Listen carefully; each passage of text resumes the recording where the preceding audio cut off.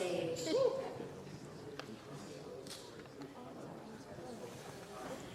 All right, so how many of you are Caltech affiliated people, just by a show of hands? Okay, thanks for coming. For those that are not, a quick back, there's 7 undergraduate houses at Caltech. I think they're 8 now, actually. 8. They're 8. Avery has been added. Boo. But anyway, just joking. There's 8 undergraduate houses, and they're co-ed dorms. But back in Dwight Berg, who's our prankster, his day, apparently there was, for 800 undergrads, there were only 60 women. But we're doing better now. Anyway, so there were 7 houses at that point, and Dwight was from Page, which is my house, which is why I get the honor of introducing him. But Dwight, amongst many things, I met up with him this morning for coffee, and he says something and then he ups it in like 2 minutes. Then he ups it further. You're like, are you kidding me? So I figured I should give you a little bit of a quick intro of this guy. So he's from Page, which is pretty awesome. But he's the founder of the very first Caltech prank club. They convinced the institution to start funding pranks. So he was the founder of the Caltech prank club. He graduated in 1990 with a bachelor's in engineering and economics, because at some point one of his friends went to a party in San Diego and met this prof who at Caltech was teaching a class titled, get this, The Economics of Crime. So he came back, his friend, and said, Dwight, you must take this guy's class. So Dwight takes that class and basically decides to graduate in economics under the engineering umbrella degree. That economics of crime class changed his career till date, as he now works in economics finance. He's the financial consultant where he raises money for the formation of charter schools. He then went on, he finished all his units when he was at Caltech in 3 years, so his 4th year, he did a Master's of Science in Social Sciences at that point, so he had a BS and an MA, I guess, from Caltech. Probably still was an MS. Then he's trying to find a job. And what does he do? He goes to the LA Classified section and finds a job. He got a financial consulting job from an LA Classified, section. And then 1 month into his job, he's cruising along and he's listening to K-Rock. And here's for an ad for applications to apply to be the LA Kings mascot. And so what does he do? He actually applies for it, and he gets it. And he is part-time, so by day he's a financial consultant, and by night he's the LA Kings mascot, which is a snow leopard. And he did this for a year, and he told me that he had to walk sideways into doors because the head was really big. But this is a guy who has a zest for life. I mean, an adventure and thrill. And it's so apparent when you talk to him, and what I love is that he's almost clueless and humble in how much of a genius he is at this stuff. I just want to remind you that the Caltech Hollywood prank sign, which is right up here, I don't want to steal the juicy details from him, so I'm going to let him tell you all of that. But this prank is considered to be one of the top university pranks of all times. It's been listed in Time magazine. And mind you, it isn't the only prank that Dwight did during his time here. I'd encourage you to bug him to tell you more. But without further ado, Dwight Berg.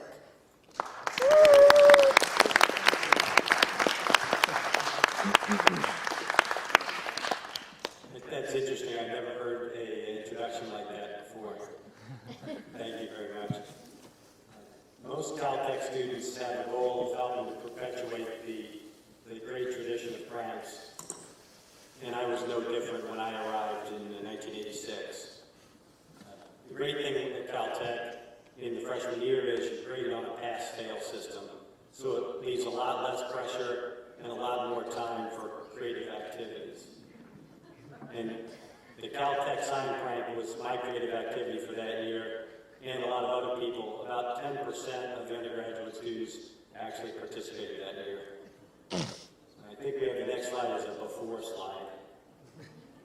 Yes. The changing the Hollywood sign is really the holy grail of prank targets.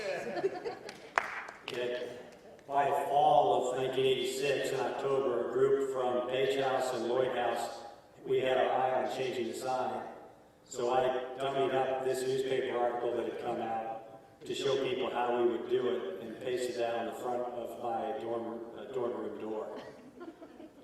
That helped us gain some steam. And then we started to go up to the sign and take measurements. See, the next slide shows us that 28 years ago, things were a little more primitive. We didn't ask Siri for directions to get the Hollywood sign. We had to figure out how to get there ourselves and use this, actually good cartography there. Use this map to figure it out. We went to the sign though, using this map. We were successful a number of times to start taking measurements to figure out what would we have to do to change the sign. Is it realistic? Ultimately, I think most people decided it wasn't realistic, but we went forward anyway. If you can see the next slide, we started to sketch out what are we going to have to do to change this sign. We immediately had a lot of volunteers to change the fourth L. Then we had to set about working on the other 8 letters. So we get up there and we would have to measure the sign, and the letters are very similar, but some of them are slightly different. So we had to make a lot of trips back and forth to figure out exactly what we needed to do. One memorable moment was one of the trips, we get to the top, and there was a park ranger sleeping in his pickup truck. So we decided not to bother him and just went back a different day. But this did become a team effort very quickly, as we had to get students from all 7 houses volunteering. So we then made up a little diagram for each letter that we would have to change to help us figure out how much material, really be a template for each letter moving forward. We decided it was such a big job that, let's see, the next slide is W transforming to an E. That was the toughest letter. We'll get back to that later. That was actually a real problem letter in an interesting way. So we came up with our measurements. We would need 600 square yards of burlap because we thought burlap was a nice natural cover to color the white parts of the sign that we didn't want to see. 3,000 feet of twine and 600 feet of rope. And 600 grommets to be able to secure the burlap without having any tears and have the sign come back to its original shape. This was my original budget, or my original calculations, and this project actually was my introduction to budgeting. I had never before prepared a budget for anything. We calculated it was going to cost about $1,000 for all the burlap and the black plastic and the white plastic in the rope, which was quite expensive. And of course, we were struggling freshmen, and it was 28 years ago. So $1,000 was a lot of money for us at that point. That's why we started the prank club. We got $100 from Ricketts House, $150 from Ruddick House. We're still way short. So we went and asked the student body and the Caltech Y, could you help us out? They couldn't do it because they only helped out clubs. Well, we ultimately figured out how to solve that problem. Another thing that we might take for granted nowadays is how do you order supplies if you can't buy them online? You can't email for the supplies. None of us had cell phones. So what are we going to do? There was a payphone across the hall from my room. And that ended up being the source for incoming calls from suppliers that we had to talk to. And we didn't want to use our names, so we had to come up with an alibi, or with an alias. And we used Calvin Tecker, and that was the gracious Calvin Tecker. So all incoming calls or requests for supplies were in the name of Calvin Tecker. And when calls came back, if we didn't happen to be waiting for them, we would get notes telling us when things were ready to pick up. Ultimately, the burlap was too expensive, and we couldn't get the burlap, so we decided to switch to black plastic. So the sign ended up getting changed with black plastic and white nylon. These are pictures of Lloyd Courtyard when we started to assemble pieces of the sign. We had our template for each piece of the sign, and we would tie together the white and the black plastic, or just the black and white as needed, and create each letter for all 8 letters that had to be changed. It was a team effort. You can see in the pictures, there's a lot of people helping out. Very, very many people. By about the beginning of May, the first week of May, we finally got the white nylon that we ordered. It was out of stock everywhere. I don't know if it was like a Christmas rush, but finally, in May, we were able to get the white nylon, so we had all the materials we need and started finishing up. At that point also, we found out that Fox had been promoting the 100th anniversary of Hollywood, which was May 18, 1987. So we decided that would be the best date to change the Hollywood. Unfortunately, when it got to that date, we hadn't realized that the 24-hour relay race that a lot of students participated in was the night before. So that knocked out quite a few of the participants. And there's so many people that wanted to help out and volunteer in the effort, we didn't have any problem filling in. If you could go back 2 slides, one thing that's important at Caltech is safety when any prank is being done. As you can see here, the red straps are climbing gear. The people from Ricketts House, there was a bunch of expert rock climbers, and they outfitted anyone who had to climb up the sign with safety gear. These pictures were taken on Sunday, May 17th, the night that we went up the mountain to change the sign. Another memorable moment was really all the kids coming together from different houses, a lot of people who didn't normally talk to each other, but they were all getting together for this one goal to try to change the Hollywood sign. We had split into 8 teams. There was one team for each of the letters that had to be changed. There was 5 to 6 people on each team. We ended up having 45 people head up the mountain that night to make the changes. We also had a support crew and drivers to make sure we would get up the mountain. We met at the Mayfair Market, and a lot of people were transported in the student van that was available for rental on student accounts. The van would make a trip from the market up to the top of the mountain every 20 minutes. So we were going to have about 2.5 hours just to get drop-offs and for people to walk up the mountain, 20 minutes, starting at 1 a.m. We didn't want to have the neighbors get upset by a group of 50 college kids showing up in mass at one time.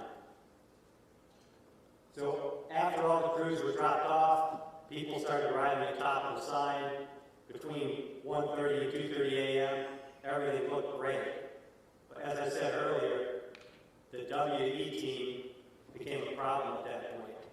They were led by an expert rock climber who decided, instead of walking the 20-minute trail around the mountain to get up to the top, they decided to cut straight up the top and save time.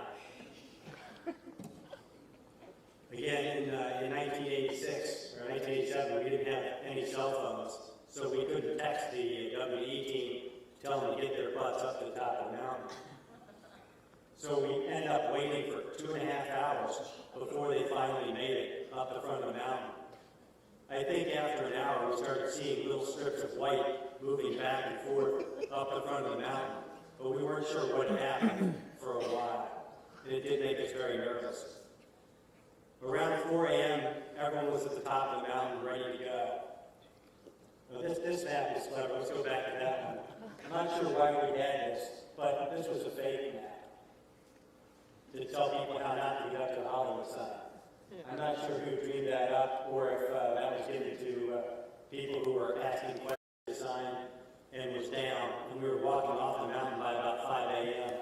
and back down to the Mayfair Market by about 6 and heading back to Caltech. This is a picture of some Caltech students that just happened to be in the area. They didn't participate in anything that day. This happened to be in the area and got a great photo opportunity. So lucky that they happened to be there. One other memorable moment is on the way down, we had purchased a heavy-duty bike lock, and the last person through locked the gate shut so that the Rangers would have a lot more problem getting back up on that one to try to remove the plastic. As you can guess, the aftermath was incredible on campus. There was news crews all over the place the next day. I drove down San Pasquale to make a U-turn on the way to lunch that day. A news crew comes up just to see, what was going on and what happened, get some opinion. I said, I heard that it happened. I didn't know anything about it, but whoever did it must have been a real genius. Another great interview was a student from Page House, and to protect his identity, they gave him a silhouette interview. It was fabulous. He was, by the way, the only Australian student on campus. Everyone could tell who it was. That was a student.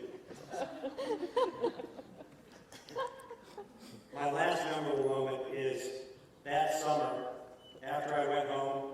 My parents knew about the prank at that point. I'm not sure how they found out. The admissions office called my house, and my mom answers the phone, because I didn't have a cell phone, so they couldn't call me directly.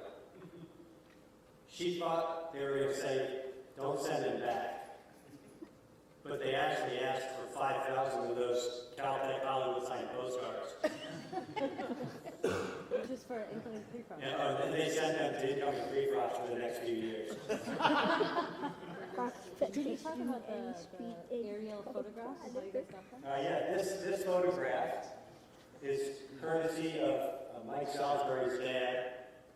Mike was one of the instrumental players in the prank, and his dad was an airline pilot. So he was on alert that day by about 5 a.m. Not sure how we call him. He was on alert by 5 a.m. and went up and took probably the best known photograph of the Caltech Hollywood sign.